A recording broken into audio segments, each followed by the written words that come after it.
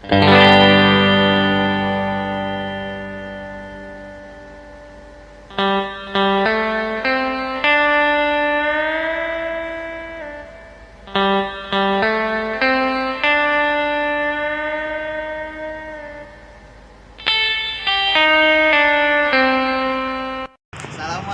warahmatullahi wabarakatuh. Kenapa nama saya Nama Lagi? Nama saya Raffi Mustafa. Perkenalkan nama saya Rafael Raffi Faisal. Perkenalkan nama saya Reski Diandri. Perkenalkan nama saya Rafael Raffi. Kami dari kelompok 6, 11 TKJ 2 dari SMK Info Kota Bogor ingin melakukan perjuangan Bogor. Mau tahu bagaimana kesibukan kami untuk di dalam? Ayo ikuti kami. Peristiwa pertempuran Kota Paris pada 1945. Seperti ini miniatur untuk pertempuran pada Kota Paris, menggambarkan peristiwa pertempuran yang terjadi di sebuah daerah Bogor yang dahulu bernama Kota Paris. Saat ini Kota Paris telah berubah menjadi daerah Semboja, Pasar Mawar. Baik.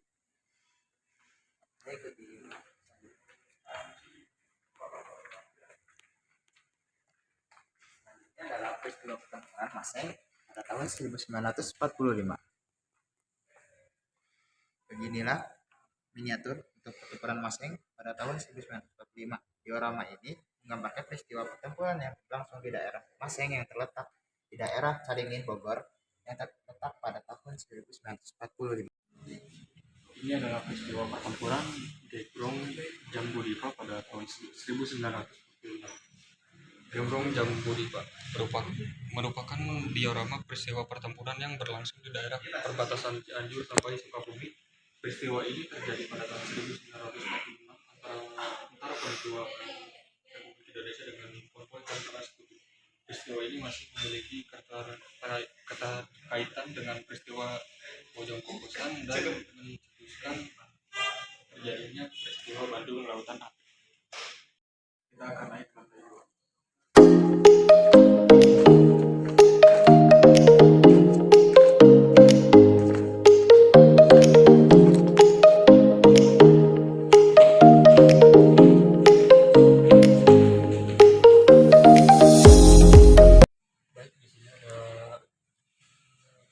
Granat, nama lainnya adalah granat warfare oleh Anda.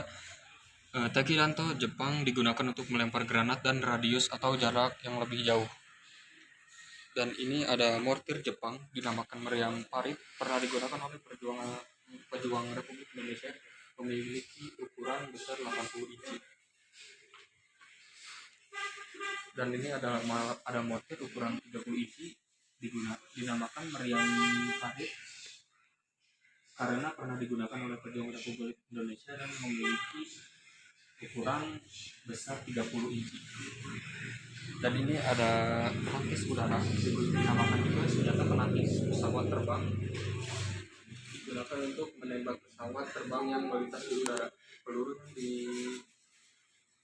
yang diletakkan berukuran 4 cm dipakai oleh pasukan NICA dan merupakan hasil rampasan BKR Bogor tahun 1945. Baik, di sini ada peninggalan almarhum Kapten Muslihat, ada pakaian dan senjata-senjata yang digunakan. Dan di sini ada pakaian R.E. Abdullah, Bupati Bogor, yang dipakai pada waktu berjuang melawan Belanda di daerah Bogor Barat. Dan ini adalah peristiwa pertempuran Kapten Muslihat tahun 1945. Peristiwa pertempuran di daerah sekitar Taman Topi Bogor, sekarang di Jalan Kapten Muslihat, merupakan peristiwa pertempuran yang terjadi antara pejuang Republik Indonesia yang terdiri atas pasukan yang dikomandani oleh Kapten Muslihat yang bergerak dari daerah Gunung Batu. Dan ini adalah pakaian TNI atau yang biasa disebut Palang Merah Indonesia.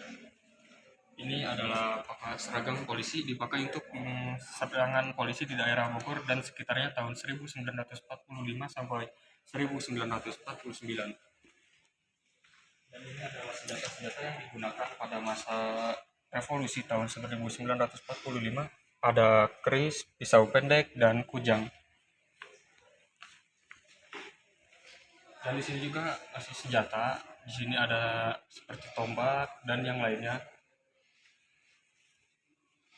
Ini adalah bendera yang pertama kali dikibarkan pada tahun 1945, 19 Agustus. Dan ini adalah peristiwa pertempuran Jemplang 1945. Peristiwa pertempuran yang berlangsung di daerah Jemplang ini terjadi pada 1945. Peristiwa pertempuran ini berlangsung antara tentara Pejuang Republik Indonesia melawan pasukan tentara Gurkha yang berjumlah sekitar 12 orang. Di sini adalah peristiwa pertempuran Bojong Kokosan 1945. Bojong Kokosan merupakan diorama peristiwa pertempuran di daerah Bojong Kokosan yang terletak di daerah menuju Sukabumi. Kondisi alami dari daerah tersebut masih dalam kondisi seperti aslinya, yaitu diajak bukit, pemotongan jalan raya utama, tempat terjadi peristiwa pertempuran. Peristiwa pertempuran tahun 1945 ini terjadi antara pejuang Republik Indonesia yang mengundang dan menyerang konvoi tentara sekutu yang melintas menuju daerah Bandung.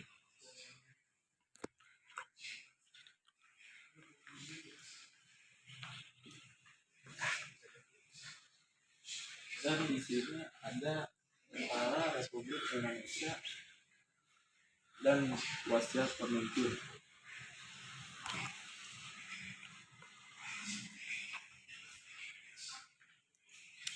Dan juga di sini ada senjata di tahun 1945 yaitu antara Belanda dan Indonesia.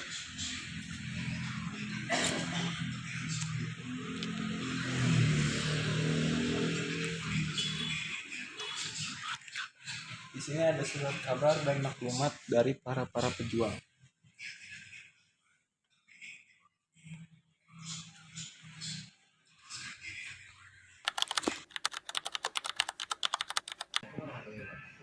Kenapa nama saya Nopal Habibie dari SMP Kota Bogor. Di sini saya akan mewawancarai adik dari petugas Museum Perjuangan Bogor. Ya. Untuk pertanyaan yang pertama, apa saja koleksi utama yang dipamerkan di Museum Perjuangan Bogor? Ini terutama senjata hasil rampasan ya. Kedua, kemudian diorama peristiwa pertempuran di sekitar wilayah Sukabumi sama Bogor, Cianjur ya.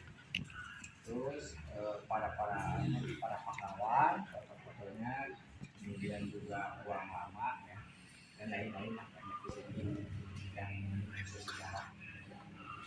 Ya. Pertanyaan keempat, siapa tokoh pahlawan yang kisahnya banyak ditampilkan di Museum Perjuangan Bogor? Ini yang paling banyak itu Kapten Muslihat sama Markunda ya, pahlawan Markunda itu di Bogor, sama Kapten Muslihat di Bogor, yaitu yang banyak yang ceritanya ya. Untuk yang ketiga, kapan Museum Perjuangan Bogor pertama kali dibangun dan diresmikan? Museum Bogor itu, Perjuangan Bogor itu dibangun sejak tanggal 10 November 1957. Kemudian diresmikannya tanggal 15 Agustus 1958, tepatnya hari Jumat ya, jam 8. Kemudian diresmikan oleh R.A. Kosasi, termasuk pendiri tokoh Museum Perjuangan Bogor. Baik, untuk pertanyaan keempat, di mana lokasi tempat Museum Perjuangan Bogor berada? Ini di Jalan Merdeka nomor 56. Untuk pertanyaan kelima, mengapa Museum Perjuangan Bogor didirikan dan apa tujuannya? Ya, tujuan utama didirikan Museum Perjuangan Bogor pertama adalah satu, untuk mewariskan semangat, jiwa dan nilai juang 45 kepada generasi sekarang dan akan mendatang. Kedua juga untuk menyimpan bahan-bahan hasil dari perjuangan para pejuang kemerdekaan ya, untuk disimpan di museum ini dengan baik. Baik, untuk pertanyaan keenam, bagaimana Museum Perjuangan Bogor mengedukasi pengunjung tentang sejarah perjuangan Indonesia. Jadi kita itu biasanya ada lewat kajian ya, kemudian dari mulut ke mulut, kemudian dari teman ke teman, kemudian ke media sekolahan, kemudian informasi. Baik, mungkin itu saja Oh, pertanyaan dari saya. ya nggak ada lagi, ya sama-sama deh ya. Masih Bapak. Nanti kalau memang lebih jelas, nanti kan udah ada barcode-nya, mungkin saya secara singkat ya. Nanti situ ada tujuan museum didirikan dari awal zaman pengusaha Belanda ya sampai ini kan nanti dulu gudang-gudang kepala-kepala, kemudian pendiri tokoh-tokohnya nanti siapa ada di situ ya, ada di apa di barcode nanti kalau ada di kesimpulan bikin Makasih Bapak. ya sama-sama. Sekian vlog dari kelompok 6. Terima kasih banyak. Assalamualaikum warahmatullahi wabarakatuh.